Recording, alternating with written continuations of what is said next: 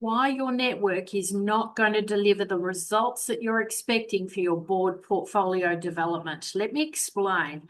A lot of executives come to me and they have a very good C-level business network. They have connections, certainly built over a period of time, but where they lack connections is definitely in the board director market. They don't have relationships with chairs, non-executive directors, nomination committees, the key conduits, the business advisors that would recommend board members.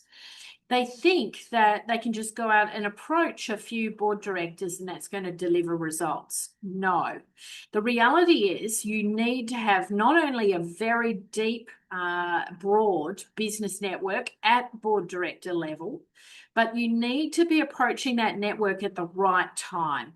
It's a complete myth that a board directorship can be created. There has to be a vacancy coming up.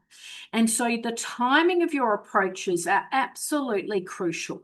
And that means you need to have a really clear strategy as to who you're going to approach, why you're going to approach them, what you're bringing to the table, and is there an actual vacancy coming up? And this is the missing link. You need that competitive intelligence. You need that information as to what roles are actually coming up in the market. And this is why most people fall into the trap of applying to the advertised market, because you think that's where the vacancies are.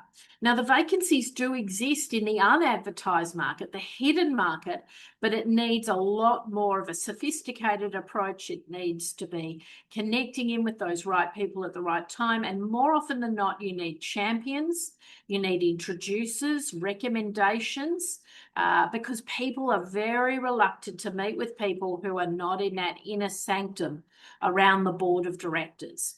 So it's going to be challenging, I think, for a lot of people going forward to develop board careers because they just don't have the breadth of the network to start with, and they're going about it ad hoc and they're just rushing off, applying for roles willy-nilly, creating these kind of unpaid board portfolios, which is what we see very regularly, and people very frustrated that they can't secure the commercial paid board roles.